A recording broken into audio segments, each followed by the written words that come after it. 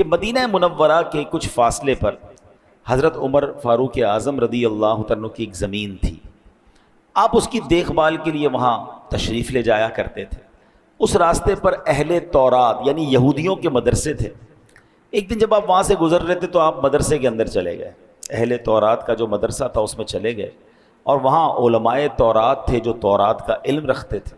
حضرت عمر نے ان سے فرمایا کہ میں تمہیں اللہ رب العزت جس نے حضرت موسیٰ پر تورات اتاری ہے اس کی قسم دے کر تم سے پوچھتا ہوں، کیا تم تورات میں ہمارے آقا جناب محمد الرسول اللہ صلی اللہ علیہ وسلم کا ذکر پاتے ہو؟ اس میں ذکر ہے ان کا؟ تو علماء تورات نے کہا ہاں محمد صلی اللہ علیہ وسلم کا ذکر تو موجود ہے. تو فرمایا خدا کی قسم پھر تم تو ہلاک ہو گئے. تم جانتے ہو کہ وہ سچے رسول ہیں پھر بھی ایمان نہیں لاتے، تمہاری کتابوں میں ان کا ذکر ہے. تو اب یہودیوں نے کیا کہا کہ اے عمر ہم ہلاک نہیں ہوں گے. حضرت عمر نے کہا تم ہلاک ہو جاؤ گے کہ تمہیں معلوم ہے کہ تورات میں نبی پاک کا ذکر ہے پھر بھی تم نہیں مانتے انہیں.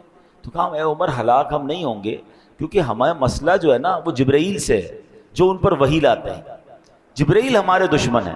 یہودی کہتے ہیں جبرائیل ہمارے دشمن ہیں. ولا حول ولا قوت الا باللہ. حضرت فاروق اعظم نے کہا اچھا یہ بتاؤ پھر فرشتوں میں کون سا فرشتہ تمہارا دوست ہے؟ تو کہتے ہیں میکائیل جو ہے نا وہ بڑے اچھے ہیں کیونکہ وہ بارش اور رحمت لاتے ہیں.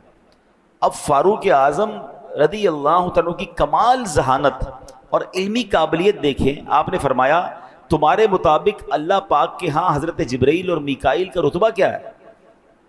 تو بولے دونوں ہی اللہ پاک کا قرب رکھتے ہیں.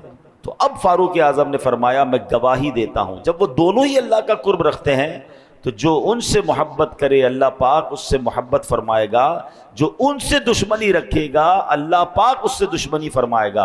اور ایک روایت میں ہے کہ آپ نے یہ الفاظ فرمائے من کان عدوا للہ وملائکتہ ورسلہ وجبریل ومیکال فَإِنَّ اللَّهَ عَدُوٌّ لِلْكَافِرِينَ، یعنی جو اللہ پاک اس کے فرشتوں اس کے رسولوں اور جبرائیل اور میکائیل کا دشمن ہے، بے شک اللہ پاک سب کافروں کا دشمن ہے.